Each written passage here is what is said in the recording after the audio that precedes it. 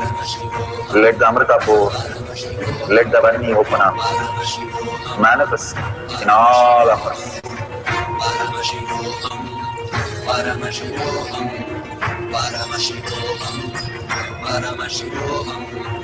Let Paramashiva overflow, manifest the powers in all our third eye. Om Nithyananda Paramashivoham. Om Nithyananda Paramashivoham. Om Nithyananda Paramashivoham. Om Nithyananda Paramashivoham. Om Nithyananda Paramashivoham. Om Nithyananda Paramashivoham. Om Nithyananda Paramashivoham. Om Nithyananda Paramashivoham. Om Nithyananda Paramashivoham. Om Nithyananda Paramashivoham. Om Nithyananda Paramashivoham.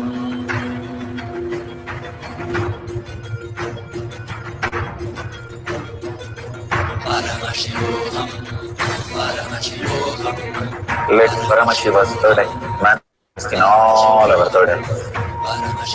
Let the Amrita pour, let the Vani open up, manifest in all of us.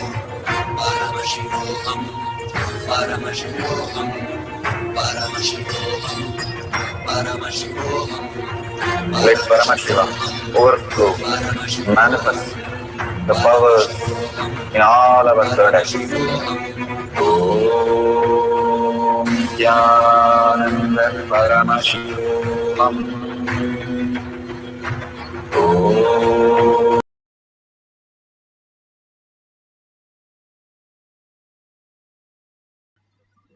Beautiful. Whatever you have experienced, please now weigh yourself or the object again couple of times. Authentically, whatever you manifest in the physical reality, in this body where you recognize this body is also your manifestation. In same way, you are manifesting this reality. So in this reality, if you're able to see what you have perceived in the cognition of manifesting the powers of Ashtama Shakti, it is clearly saying you are the manifester of this world. Again and again, you're poking hole into the logical way of thinking, but more Paramashiva way of manifesting. Again and again, when we understand the higher science that we are Paramashiva, that is the very reason why we are breathing, why we are going to the sleep, waking up, and we have come. The reflection of the superconsciousness is happening in this body for us to experience the higher reality. That is the very purpose of us coming down to planet Earth to experience this reality and experiencing the eternal bliss and eternal reality, forgetting that we are engaged with the outer world, which is not the way we perceive. It exists as a comparative reality, but the way it exists is completely different. How you see a dream, the very same way you are now also dreaming. And Bhagwan is sitting here to wake us up again and again and say, if you wake up as Paramashiva, you will understand and get out of all the trouble. Not just get out, you will bring so much of auspiciousness and abundance. How Janaka, how Pandya, all these emperors lived as a enlightened being and manifesting all the powers of Paramashiva. They were able to time travel. They were able to manifest whatever reality they wanted.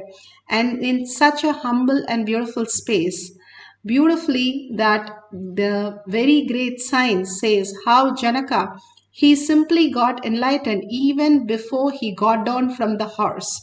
Ashtavakra says, before you get down the horse, you will be enlightened. And simply his master blessed and he experienced the oneness before even he got on. In the halfway of getting down the horse, he received all the blessing and experienced the oneness. It is so simple that Bhagavan says is as simple, even simpler than a blink of an eye, because you're already that. I'm just telling you, hey, look at yourself. That's all Bhagavan does. But for us to receive that higher frequency, to observe into the higher reality, exist in the higher reality, we need to detox our body continuously, the parasites which creates this delusionary world, including sleep, including death. Bhagavan says it's only the delusion, it is only the parasites which are creating all that. When we remove the parasites, simply we are in bliss. Bhagavan says 6 months of castor oil, 1 tablespoon every day, we can experience no obsessive, compulsive, reactionary things that is happening in us. And simply detoxing all that parasite doesn't like castor oil. It simply stops and makes us very calm and peaceful and quiet. All these great remedies that Bhagavan is giving us to work on the body again and again, detoxing the body, simply gets us out of the reactionary space. So we come into the listening space, and after that, the consciousness simply reflects on us, is recognized by us. The power manifestation is not to achieve something, not to get something, but recognizing the Paramashiva space in us. We'll quickly have one more cycle of manifesting the Ashtama Shakti. Just unclutch, unclutch, unclutch again and again how you go to the deep sleep. Same way, decide, I am not going to engage in any of the thoughts. Not engage. Whatever the thoughts come, let it be there. Don't make meaning out of it. Whenever thought comes, surrender to Bhagavan's lotus feet and say very clear, this is my time with Paramashiva and I am not going to be disturbed. I am sitting with such awareness and such oneness and chanting deeply from my navel center and listening to the chant again and again. The chanting purifies us so powerful, not because we are that, because the chant has the power to purify us. So just repeating that names that Bhagavan has given, the Panchaksharas, simply will purify us more and more to make us understand we are higher frequency, we are Paramashiva. Let's start chanting the Mahavakya, manifesting the powers of Ashtama Shakti.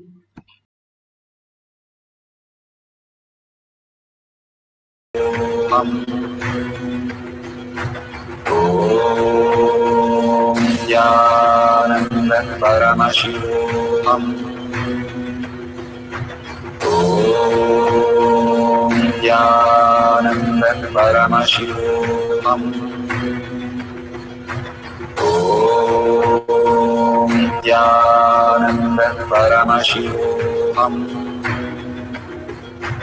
Om Nithyananda Paramashivoham. Om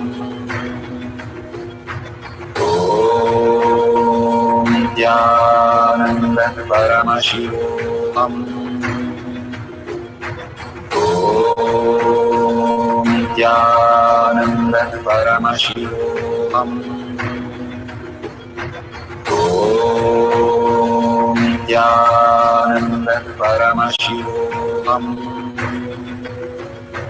Om Nithyananda Paramashivoham. Om Nithyananda Paramashivoham. Om Nithyananda Paramashivoham.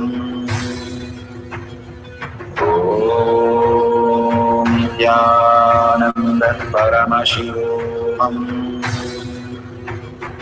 Om Nithyananda Paramashivoham. Om Nithyananda Paramashivoham. Om Nithyananda Paramashivoham. Om Nithyananda Paramashivoham. Om Nithyananda Paramashivoham. Om Nithyananda Paramashivoham. Om Nithyananda Paramashivoham.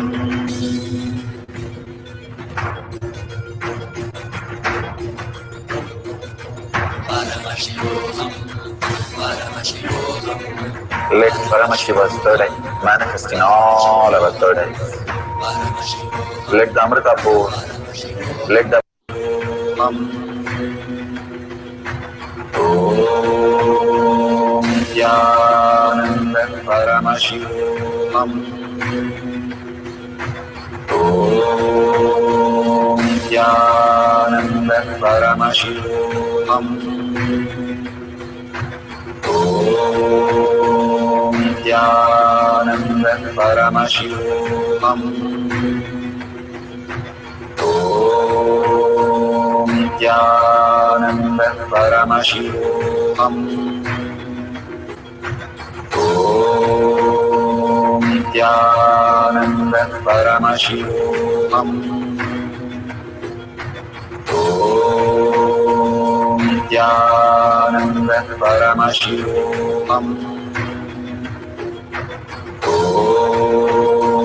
Nithyananda Paramashivoham. Om Nithyananda Paramashivoham. Om Nithyananda Paramashivoham. Om Nithyananda Paramashivoham.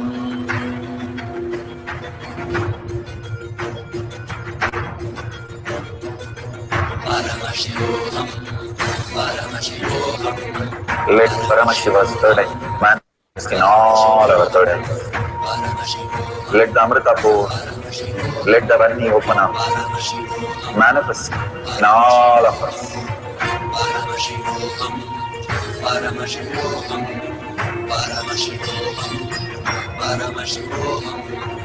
Let Paramashiva overflow, manifest the powers in all our third eyes. Om Nithyananda Paramashivoham. Om Nithyananda Paramashivoham. Om Nithyananda Paramashivoham. Om Nithyananda Paramashivoham. Om Nithyananda Paramashivoham. Om Nithyananda Paramashivoham. Om Nithyananda Paramashivoham. Om Nithyananda Paramashivoham. Om Nithyananda Paramashivoham. Om Nithyananda Paramashivoham. Verification process for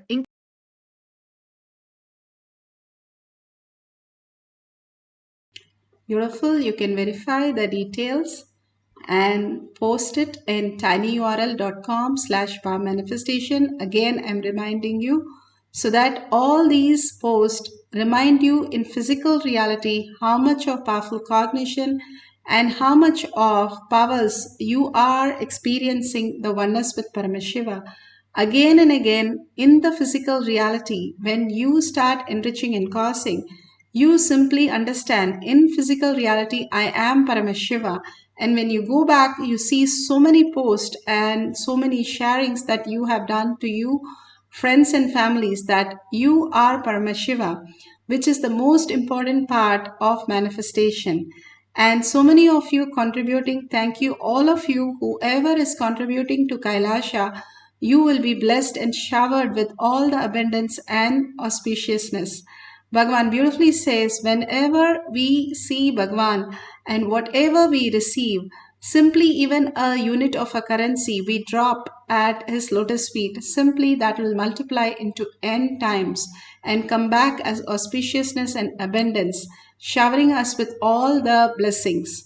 So all these great signs that Bhagavan is giving us, even though it looks very small and simple, but manifest our reality and higher possibilities that we are Paramashiva. Let's surrender with a deep gratitude all this powerful cognition and power manifestation to Bhagavan's lotus feet, and thanking all of you here manifesting the powerful cognition and power manifestation, holding that collective consciousness, conscious sovereignty, and such a beautiful space of oneness, creating the positivity all over the world. Thanking you, and with a deep yearning and prayer for Paramashiva to become reality in all of us.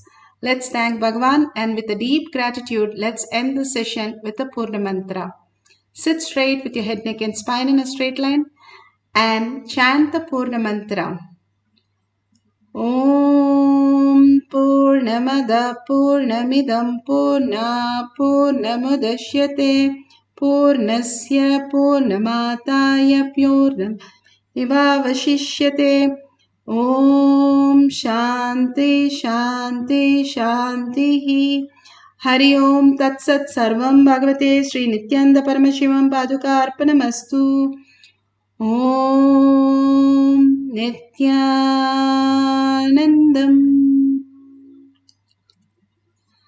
Thank you so much. Please don't forget to share it with your friends and families. And see you at 6 p.m. in the Zoom. And you can log in through eKailasa. Thank you, Nithyanandam.